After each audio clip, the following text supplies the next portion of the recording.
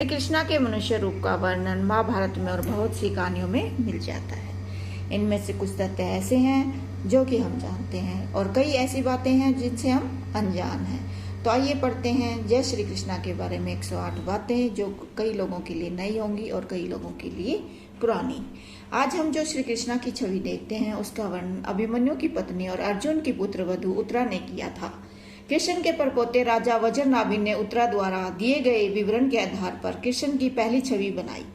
श्री कृष्ण ने पृथ्वी पर 3 भोजन ग्रहण किए। वे भक्ति और सादगी को महत्व देते हैं। 3 खाद्य पदार्थ हैं, पत्थर से भरे और पसीने से लथपथ कुचेले का पीटा चावल, पोहा या अवल, द्रौपदी द्वारा चढ़ाया गया बचा हुआ अनाज, कुछ मामलों में एमारैंथ का पत्ता और विदुर के घर में दलिया। श्री कृष्ण को बहुत कम मूछों के साथ चित्रित किया गया है। चेन्नई के पिलकेन पार्थसारथी मंदिर में पूजे जाने वाले श्री कृष्ण के पार्थसारथी रूप की मूछें हैं। उत्तर प्रदेश के मिर्जापुर गुफा में चित्र में श्री कृष्ण को सुदर्शन चक्कर पकड़े हुए दिखाया गया है। यह चित्र 800 ईसा पूर्व का है। सुदर्शन चक्कर धारण करने वाले कृष्ण 108 ईसा पूर्व के इंडो ग्रीक सिक्के पर पाए जाते हैं। 200 ईसा पूर्व से 100 ईसा पूर्व का तमिल संगम साहित्य मेयोन बैल और गायों के लिए उनके प्रेम के बारे में बात करता है। मायोन की पहचान श्री कृष्ण से की जाती है। केरल में ओणम त्योहार की जड़ें मायोन से जुड़ी हैं। क्या आप जानते हैं कि भगवत पुराण विष्णु के 22 अवतारों के बारे में बात करता है, जिसमें ऋषभ, जैन भगवान शामिल हैं। किंवदंती के है कि जब वासुदेव कृष्ण को गोकुल ले गए थे तब देवकी ने अपने नवजात पुत्र की एक मूर्ति बनाई थी। उसने जो बच्चा बनाया उसकी 4 भुजाएं थी। कर्नाटक की एक विनंती है कि जब भी जेल में देवकी के लिए एक बेटा पैदा होता है तो एक गधा रोता है। कंस को गधे के माध्यम से जन्म के बारे में पता चला, लेकिन जब श्री कृष्ण का जन्म हुआ तो गधा नहीं बोला। कृष्ण गहरे रंग के हैं। यह आधुनिक टेलीविजन धारावाहिक है जिसने गोरी चमड़ी वाले श्री कृष्ण को पेश किया। बंगाल में यह माना जाता है कि श्री कृष्ण देवी काली का एक रूप है। श्री कृष्ण के कारण पृथ्वी पर मुक्ति पाने वाला पहला राक्षस पूतना है। कृष्ण द्वारा मारे गए सभी राक्षसों को उनके हाथों से मरने और मोक्ष या मुक्ति प्राप्त करने के लिए नियत किया गया था। काकासुर कौवा दानव को मारने वाले कृष्ण सूरदास के सूरसागर में पाए जाते हैं, लेकिन श्रीमद् भगवत पुराण में इसका उल्लेख नहीं है। हरिवंश के अनुसार श्री कृष्ण गोकुल से वृंदावन जाने की योजना बनाते हैं। इसके लिए वह अपने रोम छिद्रों से भेड़ियों पैदा करते हैं। वे लोगों, बच्चों, गायों और बछड़ों पर हमला करके गोकुल में परेशानी पैदा करते हैं। लोग तब वृंदावन में शिफ्ट होने का फैसला करते हैं। क्या आप जानते हैं कि नथनी पहने कृष्ण की मूर्तियां हैं? ऐसा कहा जाता है कि यशोदा ने कृष्ण को राक्षसों और अन्य नकारात्मक शक्तियों से बचाने के लिए एक लड़की की तरह कपड़े पहने थे। श्री कृष्ण राजस्थान के नाथ द्वारा में नथनी पहनते हैं। तत्वों 80 की उपनिषद की शिक्षा प्रतीकात्मक रूप से तब चित्रित की जाती है जब श्री कृष्ण यशोदा को अपने मुख में संपूर्ण ब्रह्मांड दिखाते हैं। सर्वोच्च सत्य ब्रह्मांड में मौजूद है और ब्रह्मांड सर्वोच्च सत्य में कोई दूसरा नहीं है। पुराणों के अनुसार विष्णु ने एक सफेद बाल और काले बाल उठाकर देवकी के गर्भ में रख दिए। सफेद बाल बलराम बने और काले बाल श्री कृष्ण बने। कृष्ण हमेशा बंदरों के साथ चुरा हुआ मक्खन बांटते हैं। ऐसा कहा जाता है कि इन बंदरों में माता सीता को खोजने में भगवान श्री राम की मदद की थी। कुछ खातों के अनुसार कृष्ण को केशव कहा जाता है क्योंकि उन्होंने घोड़ों के राक्षस केसी को मार डाला था। भारत में बैल को वश में करने के लिए खेल की उत्पत्ति कृष्ण द्वारा अरिष्ट बैल दानव को वश में करने के लिए की गई थी। कृष्ण दिखाते हैं कि वह ब्रह्मा के लिए सर्वोच्च सत्य है जिन्हें ब्रह्मा ने छिपाया था। इस प्रकार सृष्टिकर्ता ब्रह्मा को यह एहसास कराया जाता है कि वास्तविक निर्माता कौन है। तोते श्री कृष्ण के साथ जुड़े हुए हैं क्योंकि वह गोपियों के राजा हैं। यह प्रेम का प्रतीक है। कृष्ण मछली के आकार के झुमके पहनते हैं जिन्हें मकर कुंडल कहा जाता है। शिव वृंदावन में गोपिका बन जाते हैं। यहाँ गोपेश्वर महादेव के रूप में पूजा की जाती है। पद्म पुराण की एक कहानी के अनुसार अर्जुन ने कृष्ण और गोपियों के नृत्य में भाग लेने के लिए गोपिका का रूप धारण किया था। तिरुवकर मथुरा का कुबड़ा, जिसे श्री कृष्ण ठीक करते हैं, रामायण के मंथरा का अवतार माना जाता है। केरल में एक मंदिर कृष्ण को भोजन अर्पित करने से खुलता है। ऐसा माना जाता है कि कंस का वध करने के बाद मंदिर में पूजे जाने वाले कृष्ण रुद्र भाव में हैं। कंस को मारने से पहले कृष्ण बैल, अजगर, सारस, घोड़े, गधे और हाथी जैसे सभी जानवरों को वश में कर लेते हैं। कंस को मारने के बाद ही कृष्ण ने अपनी औपचारिक शिक्षा शुरू की। कृष्ण के गुरु सांदीपनी हैं। भक्ति के अलावा श्री कृष्ण की कहानियों में एक प्रमुख विषय मित्रता है। एक प्रचलित मान्यता है कि राधा दूसरे पुरुष की पत्नी है। वह कभी वास्तविक रूप में प्रकट नहीं होता है और उसे अयान, चंद्रसेन, अभिमन्यु और राय के नाम से जाना जाता है। कृष्ण द्वारा रुक्मणी और सत्यभामा को उड़िया हरिवंश में अच्युतानंद दास द्वारा बताई गई राधा की कहानी दिलचस्प है। कृष्ण बताते हैं कि राधा देवी लक्ष्मी की अभिव्यक्ति है और उनके पिता ने उन्हें कमल के पत्थर पर पाया। कृष्ण ने अक्रूर को ब्रह्मांडीय विष्णु का दर्शन दिखाया था और यह वृंदावन में स्थित अक्रूर घाट पर हुआ था। ऐसा कहा जाता है कि जब कृष्ण मथुरा जाने के लिए तैयार हुए तो उन्होंने राधा को अपनी बांसुरी देते हुए कहा था कि राधा के बिना उनके जीवन में कोई संगीत नहीं है। कृष्ण के जीवन में नृत्य और संगीत तभी होता है जब राधा आसपास हो। मथुरा पहुंचने पर कृष्ण शाही धोबी से अपने कपड़े धोने के लिए कहते हैं, लेकिन वह गर्व से कहता है कि वह ग्वालों के कपड़े नहीं धोएगा। कृष्ण ने उसे धक्का दिया और शाही कपड़े छीन लिए। कुछ लोगों का मानना है कि इसी धोबी ने रामायण में माता सीता की पवित्रता पर संदेह किया था। भगवान राम ने बदला नहीं लिया, लेकिन कृष्ण ने अगले अवतार में किया। कृष्ण भी मथुरा में धनुष तोड़ते हैं। धनुष को मोड़ने और उसे बांधने में दर्जनों सैनिकों की जरूरत होती है, लेकिन कृष्ण अकेले ही करते हैं और झुकने की कोशिश में धनुष तोड़ देते हैं। ऐसा कहा जाता है कि कृष्ण ने कुवल या पीड़ा हाथी का एक बड़ा सफेद दांत लेकर कुश्ती के मैदान में प्रवेश किया था। कंस ने हाथी का उपयोग करके कृष्ण को मारने की योजना बनाई थी, लेकिन बेचारा हाथी और उसके दुष्ट महावत को कृष्ण ने मार डाला था। कंस ने से मिलने से पहले कृष्ण शक्तिशाली पहलवान चाणूर का वध कर देते हैं। कंस की मृत्यु नाटकीय नहीं है, जैसा कि आधुनिक धारावाहिकों में दिखाया गया है। कंस पोडियम पर बैठा था, कृष्ण को अपने पहलवानों को मारते हुए देख रहा था। अपने पहलवानों की मौत देखकर कंस ग्वालों को पकड़ने के लिए चिल्लाता है। हंगामा होता है और कंस की ओर दौड़ पड़ते हैं। वह हमला करने के लिए तलवार निकालता है। कृष्ण चतुराई से कंस को गिरा देता है। फिर वह वंश को कुश्ती के अखाड़े में घसीटता है और अंत में उसे मार डालता है। कंस के वध के बाद श्री कृष्ण के प्रेमा प्रेमी और वात्सल्य देखभाल करने वाले रूप को रुद्रभव द्वारा प्रतिस्थापित किया जाता है। यहाँ से कृष्ण एक जोड़ तोड़ करने वाले और नायक के रूप में अधिक हैं, कोई और सिंगार नहीं है। देवकी ने सबसे पहले सुभद्रा को कृष्ण से मिलवाया। वह जेल में पैदा हुई थी। बहुत से लोग मानते हैं कि कृष्ण की बहन सुभद्रा योगनिद्रा है। गुरु दक्षिणा के रूप में कृष्ण यम के निवास में गए और सांदीपनी के मृत पुत्र को वापस ले लिया। पुत्र का अपहरण कर लिया गया था और राक्षस 5 जन ने शंख राक्षस द्वारा मार डाला गया था। कृष्ण ने राक्षस का वध किया था और यह शंख कृष्ण से जुड़ा है। सांदीपनी का बेटा भारतीय उपमहाद्वीप के पश्चिम तट में खो गया था। कृष्ण पहले अपने गुरु के पुत्र की खोज करते हुए इस क्षेत्र में प्रवेश करते हैं। बाद में कृष्ण भारतीय उपमहाद्वीपों के पश्चिमी तट में द्वारका का निर्माण करते हैं। ऐसा कहा जाता है कि देवकी के अनुरोध पर कृष्ण कंस द्वारा मारे गए अपने 6 बड़े भाइयों को वापस पाने के लिए यम के निवास पर गए थे, लेकिन वे यम के निवास में नहीं थे। वे राजा बलि द्वारा शासित सुतला में रह रहे थे। 6 पुत्र असुर थे जिन्होंने मुक्ति के लिए घोर तपस्या की थी। उन्होंने कृष्ण के साथ देवकी के पास जाने का निश्चय किया। अपने सभी 8 पुत्रों एक साथ देखकर बहुत प्रसन्न हुए, लेकिन जल्द ही मोक्ष प्राप्त करते हुए 6 बच्चे गायब हो गए।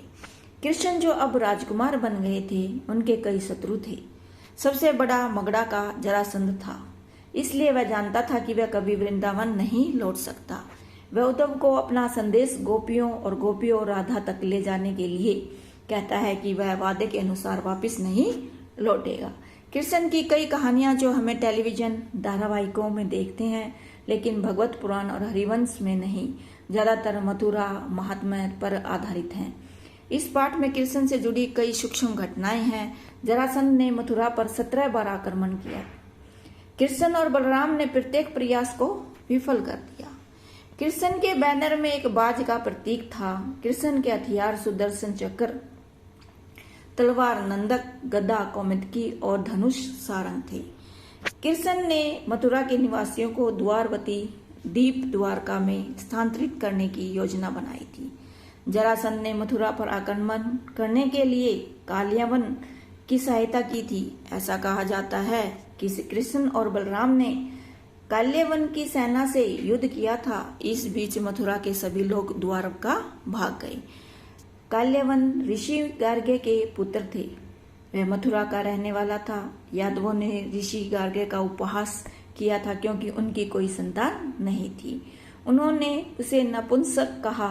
उन्होंने घोर तपस्या की और शिव से वरदान प्राप्त किया कि वे एक पुत्र को जन्म देंगे जो मथुरा का विनाश करेगा। द्वारका शहर का निर्माण दिव्य वास्तुकार विश्वकर्मा ने किया था। कुबेर ने नगर के भंडार को अन्न से और कोषागार को सोने से भर दिया।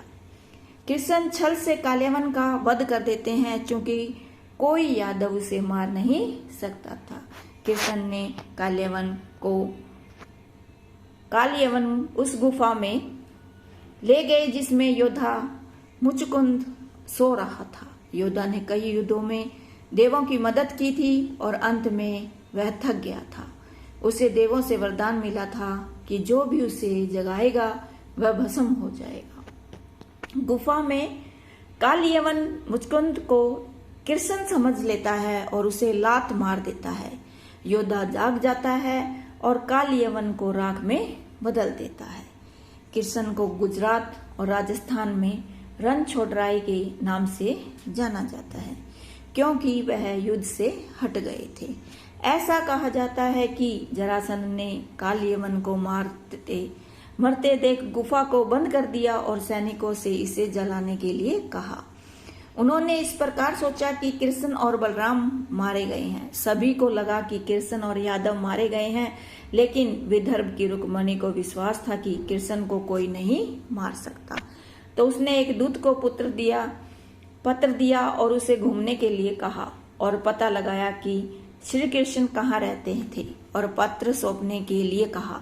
रुक्मणी ने प्रतिदिन देवी गौरी की पूजा की। अंत में शिशुपाल के साथ उसकी शादी के दिन एक सुनहरा रथ देवी गौरी के मंदिर में पहुंचा और रुक्मणी को ले गया। सभी इकट्ठे हुए। राजा और योद्धा रथ को रोक नहीं सके। कृष्ण जीवित थे। रुक्मणी हरण भारत के हर हिस्से में एक बहुत लोकप्रिय विषय है और इस पर आधारित कई कहानियां भी हैं। कृष्ण के सारथी दारुक हैं और 4 घोड़े सेवय, सुग्रीव, मेघपुष्पा और बलहक है। महाराष्ट्र में कृष्ण की वरकरी पूजा में राधा नहीं रुक्मणी को प्रमुखता दी जाती है। यह विठल और रखुमाई है। रुक्मणी के भाई रकमी ने कृष्ण को चुनौती दी। रकमी कृष्ण के लिए कोई मुकाबला नहीं था, लेकिन अभिमानी रुक्मी कृष्ण को चुनौती देती है। अंत में रुक्मणी के अनुरोध पर कृष्ण उसे बख्श देता है।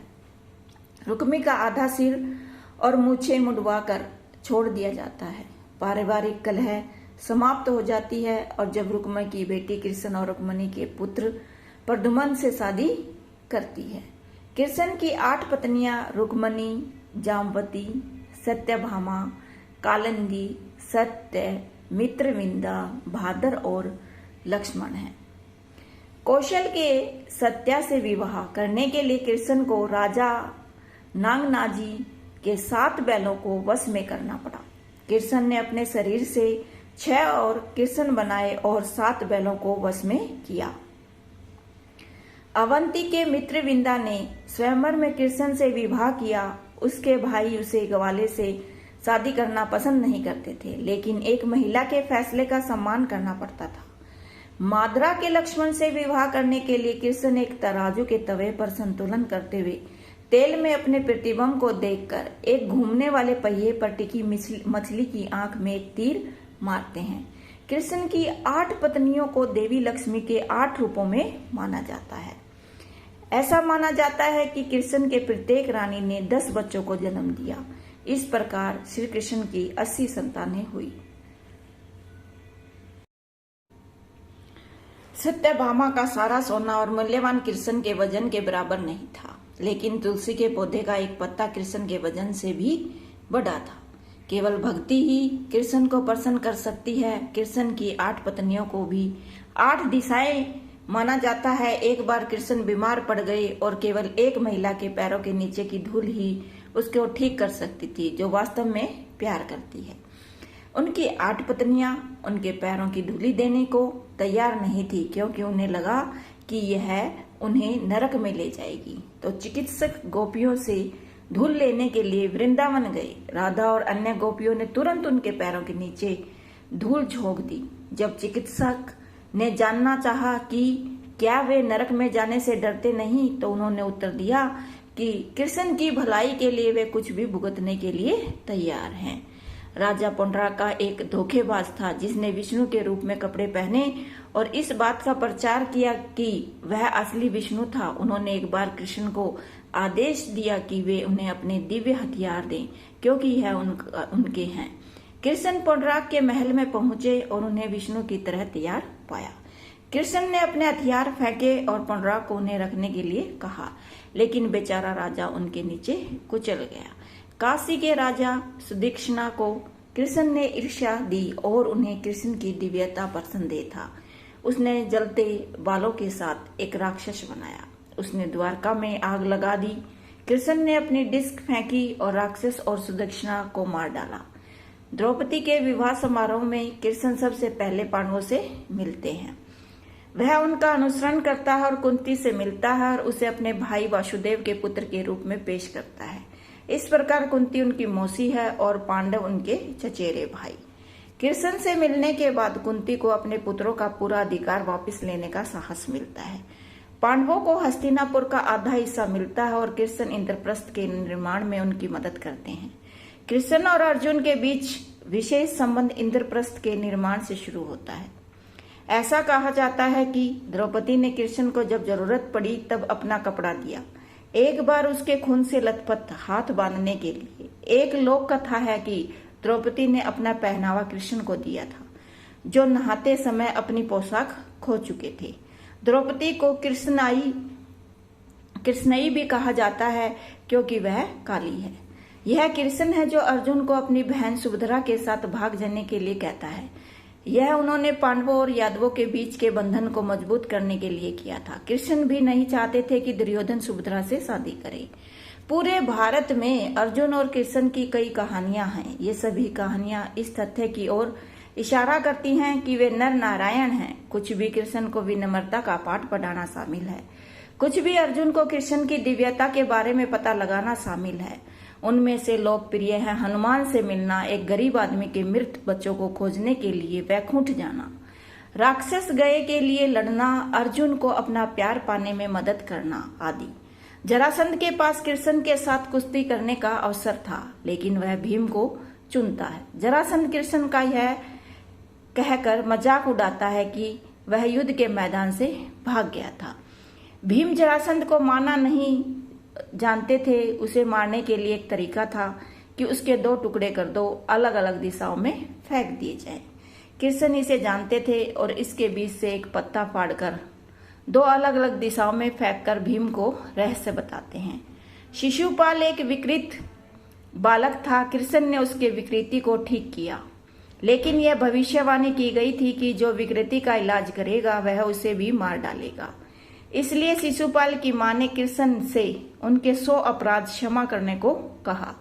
शिशुपाल ने इंद्रप्रस्थ के राजा के रूप में युधिष्ठिर के राजाभिषेक में गलतियों के 100 अंक को पार कर लिया। शिशुपाल की हत्या कृष्ण के सुदर्शन चक्र से हुई थी। शिशुपाल की मृत्यु का बदला लेने के लिए उसके मित्र राजा सलवा ने एक उड़न तस्तरी पर द्वारका पर हमला किया। कृष्ण का बाण उड़न तस्तरी को नीचे गिरा देता है। इसके बाद उन्होंने सालवा का सिर कलम कर दिया।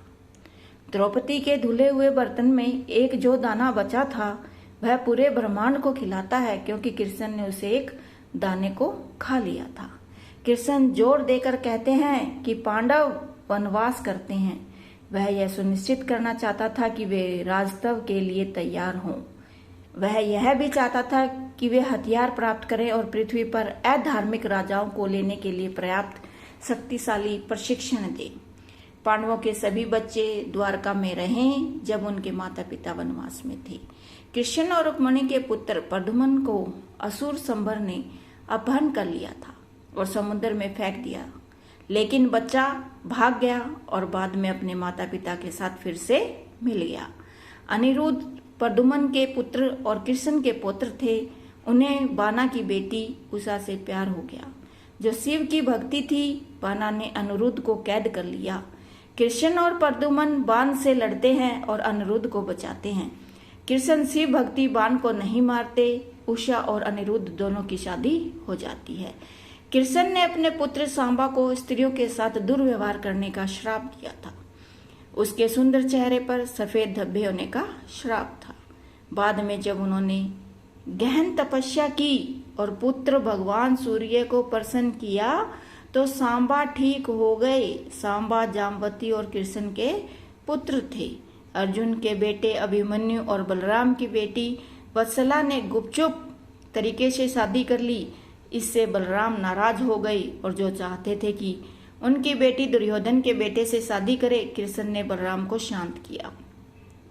विदुर के घर में भोजन करने वाले कृष्ण को भारत के कई क्षेत्रों में दोहराया जाता है। इसमें कहा जाता है, जो चीज है वह है भक्ति और साधारण भेंट। ऐसा कहा जाता है कि विदुर की पत्नी कृष्ण की उपस्थिति से मंत्र मुग्ध हो गई थी। उन्होंने केले के बजाय केले के छिलके दिए। कृष्ण ने उन्हें प्यार से खाया, क्योंकि वह कभी भी भक्ति में अर्पित की जाने वाली किसी भी चीज को अस्वीकार नहीं करते हैं। दुर्योधन ने हस्तिनापुर दरबार में प्रदर्शित कृष्ण के लौकिक रूप को टोना टोटका माना। यह कृष्ण थे जिन्होंने कर्ण को सूचित किया कि वह कुंती का पुत्र और पांडवों का सबसे बड़ा भाई है, लेकिन कर्ण दुर्योधन के प्रति वफादार रहने का फैसला करता है। महाभारत युद्ध में अर्जुन ने कृष्ण को चुना, न कि उनकी सेना को नारायणी सेना। कृष्ण की सेना कौरवों की तरफ से लड़ी। भीम का पोता घटोत्कच का पुत्र बर्बरिक एक शक्तिशाली योद्धा था, लेकिन कुरुक्षेत्र युद्ध में उसने कमजोरों का साथ देने का फैसला किया। कृष्ण ने महसूस किया कि उसकी इच्छा का परिणाम युद्ध अनिर्णायक होगा, क्योंकि बर्बरिक अपनी वफादारी को बदलता रहेगा। तो कृष्ण को यज्ञ के रूप में बर्बरिक का एक सिर मिला। उन्होंने पूरे युद्ध को देखा। बर्बरिक को कृष्ण के एक रूप में खाटू श्याम जी के रूप में पूजा जाता है, जिसे जाना जाता है आरे का सहारा बाबा श्याम हमारा। अंत में इस बात पर बहस हुई कि कुरुक्षेत्र में युद्ध में सबसे क्रूर कौन था। भीम ने कहा था कि यह वह था। अर्जुन ने अपने बड़े भाई से असहमत होकर कहा कि यह वह था। वे बर्बरिक गए जिन्होंने सारी लड़ाई देखी थी। बर्बरिक ने उन्हें बताया कि उसने केवल कृष्ण की मदद से देवी काली को अधार्मिक राजाओं का सफाया करते हुए देखा था। कृष्ण ने मोहिनी का रूप धारण किया और इरावन से विवाह किया, जिसकी अगले दिन बलि दी जानी थी। इस प्रकार इरावन और मोहिनी का विवाह एक रात के लिए हुआ। कुछ लोगों का मानना है कि इरावन शिव की अभिव्यक्ति है और उन्हें पांडव की जीत के लिए यज्ञ किया था। महाभारत युद्ध की शुरुआत से पहले कृष्ण अर्जुन की बातचीत उपनिषदों में मिली सभी शिक्षाओं का संक्षेपण है। बिना हथियार उठाए कृष्ण सारथी के रूप में महाभारत में अधर्म का पक्ष लेने वाले सभी लोगों को नष्ट कर देते हैं। अर्जुन के बाणों और भीम की गदा और उग्रता ने उसके चारों ओर कृष्ण लिखा था। यह कृष्ण ही थे जिन्होंने सुनिश्चित किया कि पांडवों ने ध्यान नहीं खोया।